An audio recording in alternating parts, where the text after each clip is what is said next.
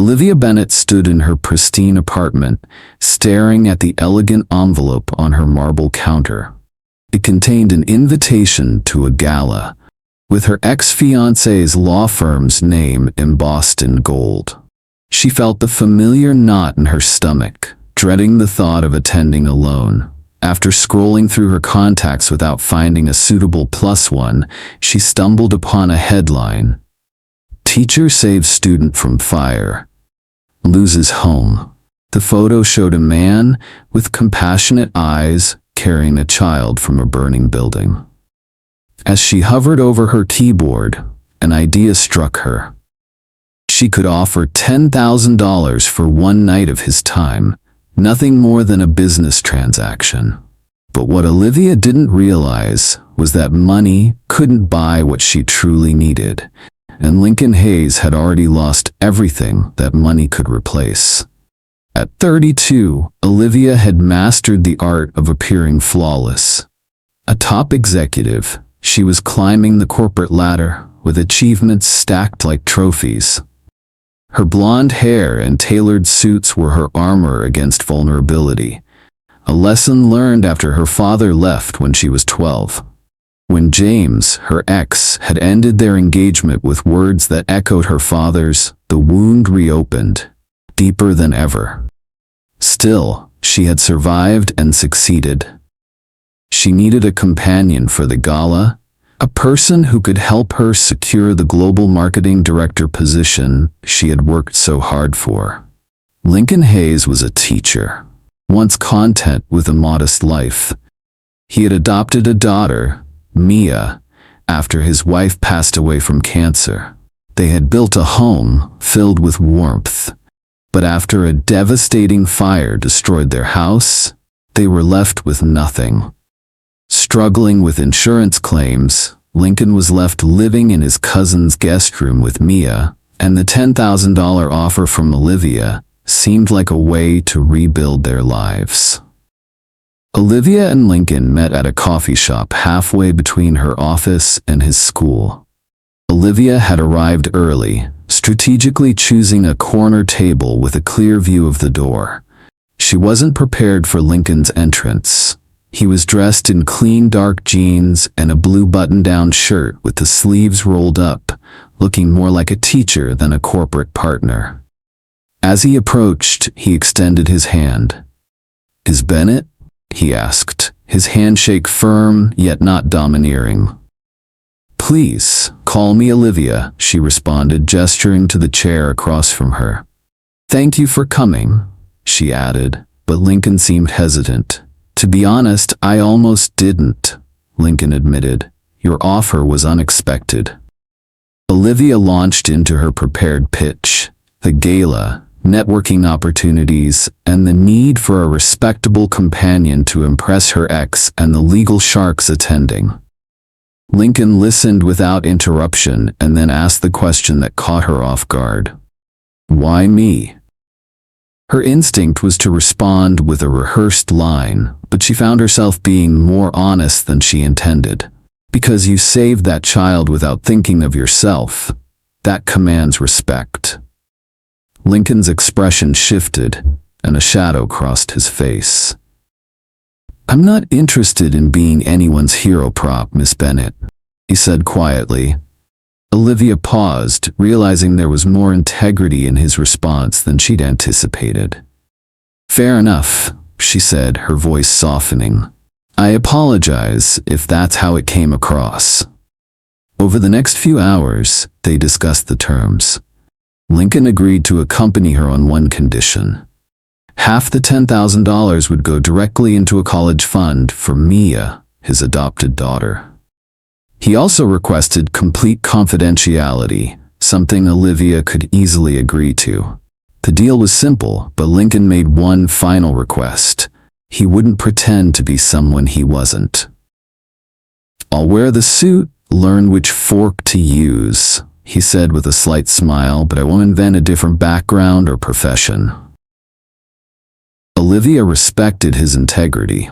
The final agreement was that they would say they met through a community outreach program, something she could easily verify. There was one last thing. Lincoln requested that Olivia attend Mia's school art showcase the night before the gala. Mia had lost her artwork in the fire and had been working hard to recreate it for the event. Olivia agreed, though she hadn't planned for it. Something about Lincoln's dedication to his daughter resonated with her more than she was willing to admit. Olivia arrived at Lincoln's apartment for their first practice session, feeling the weight of her usual professional armor. The doorman's curious gaze as Lincoln stepped past the lobby had already made him feel out of place. Olivia greeted him at the door, wearing a sleek black dress that accentuated her sharp features. "Right on time," she said, gesturing for him to come inside. Lincoln stepped into her penthouse, which felt more like a luxury hotel suite than a home. The floor-to-ceiling windows displayed a breathtaking view of the city skyline, and the minimalist furniture was arranged with military precision. There wasn't a personal photo in sight, and Lincoln immediately felt the difference in their worlds. "Let's start with dinner etiquette," Olivia announced, shifting into business mode. "The gala will include a 5-course meal. Let me guide you through formal dining rules." Lincoln proved to be a quick study, asking thoughtful questions and making self-deprecating jokes about his usual dinner companion's preference for dinosaur-shaped chicken nuggets. When he mentioned Maya's habit of saving the best bite for last, Olivia's expression softened. "My father used to say that was the mark of an optimist," she remarked quietly, the words carrying an unexpected vulnerability. She immediately changed the subject, wanting to move past the personal moment. "Now, about dancing. There will be a formal portion after dinner," she continued, connecting her phone to hidden speakers. Classical music filled the room as she positioned Lincoln's hand at her waist with clinical detachment. "Basic waltz, 1, 2, 3, 1, 2, 3, just follow my lead." As they began to dance, it became apparent that Lincoln already knew the steps. "You've done this before," she observed, surprise evident in her voice. "Sarah, my wife, loved classic movies," Lincoln explained, a warm sadness creeping into his voice. "We used to practice in our living room." Olivia felt her guard slipping, something different about Lincoln's touch compared to her ex-fiancé James's. James had danced with her like it was a performance for onlookers, while Lincoln seemed present in the moment. When the music ended, they remained standing for a brief moment, an unexpected moment of synchronicity between them. Lincoln stepped back first, breaking the spell. "Your turn to learn something," he said, with a slight smile. "If we're going to be convincing, you should know something about me too." "Fair enough. What subject?" Olivia asked, intrigued. "English literature," Lincoln replied. "My 8th graders are studying To Kill a Mockingbird." Olivia's professional mask slipped. "That was my favorite book in school." "Mine too," Lincoln admitted, though a hint of frustration crept into his voice. Trying to get teenagers to appreciate Atticus Finch's moral courage is an uphill battle some days. For the first time, the conversation flowed naturally. They exchanged thoughts on the novel, revealing more about each other through their interpretations than any resume could convey. The next day, Olivia found herself at the elementary school for Mia's art showcase. She had chosen to dress casually, dark jeans and a cashmere sweater instead of her usual business attire. She felt out of place, but Lincoln's calm presence beside her helped ease the discomfort.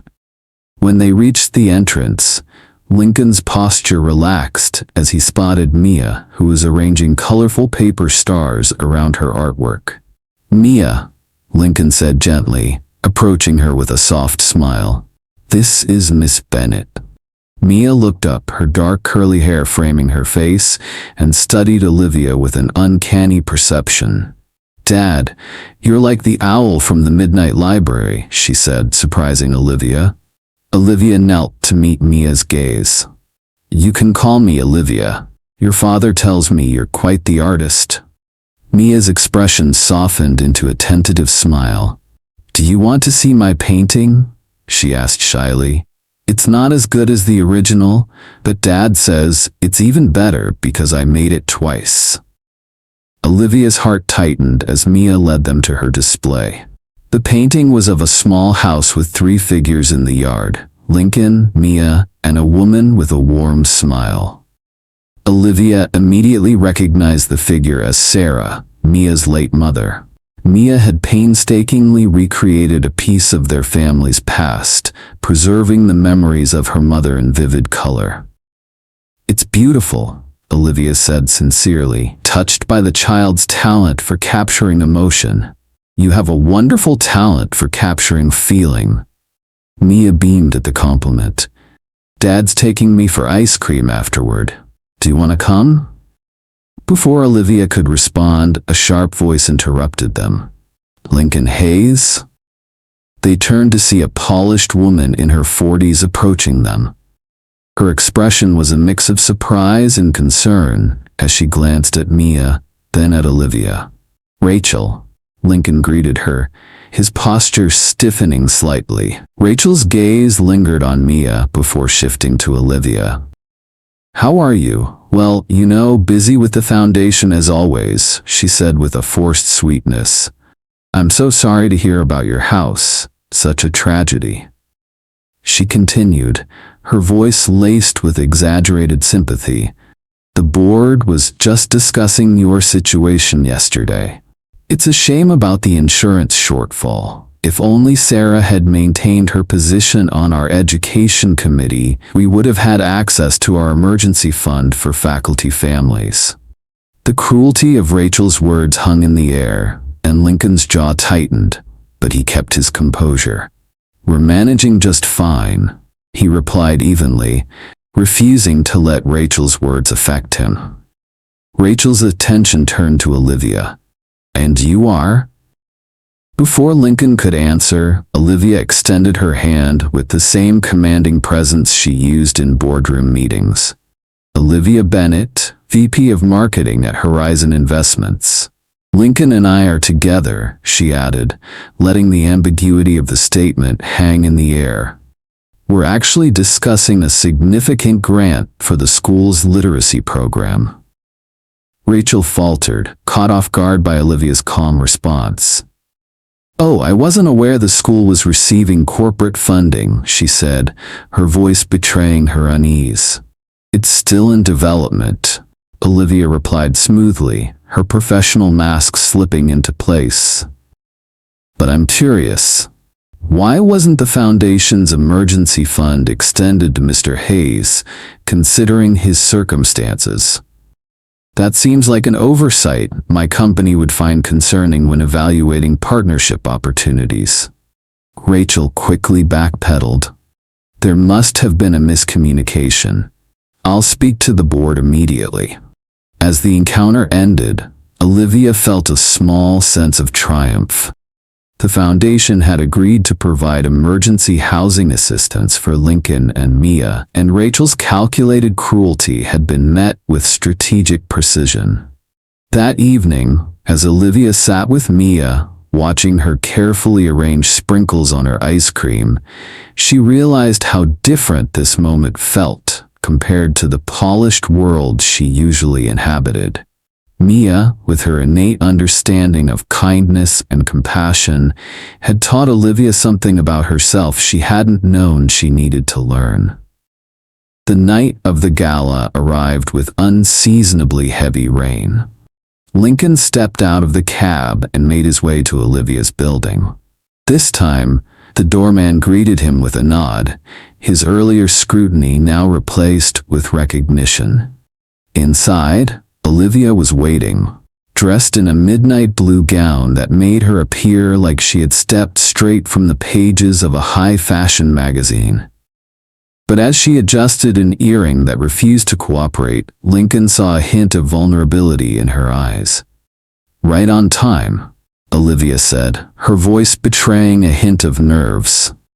She stepped back to observe Lincoln in the tailored tuxedo she had arranged. "You clean up well, Mr. Hayes." "High praise from the marketing executive?" Lincoln teased. "Mia says I look like her principal, but less scary." Olivia smiled slightly, the mention of Mia easing the tension in her shoulders. "How is she doing after the showcase?" "Better," Lincoln said, his voice softening. "Your intervention with Rachel worked. The foundation approved emergency housing assistance."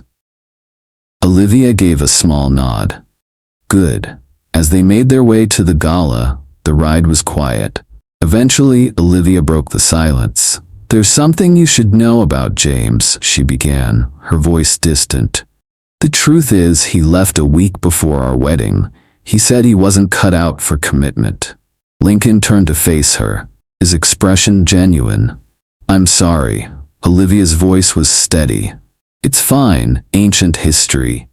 Lincoln considered her for a moment before speaking. "My turn then. Sarah died of ovarian cancer.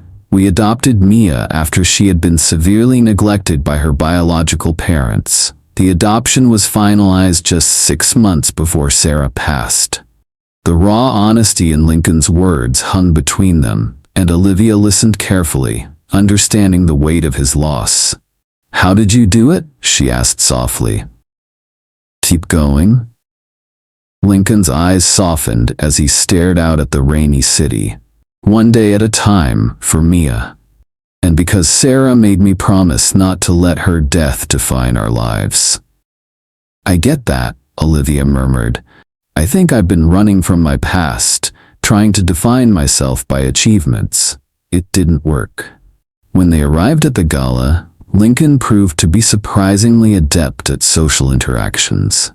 His genuine interest in people stood in stark contrast to the strategic networking that surrounded them.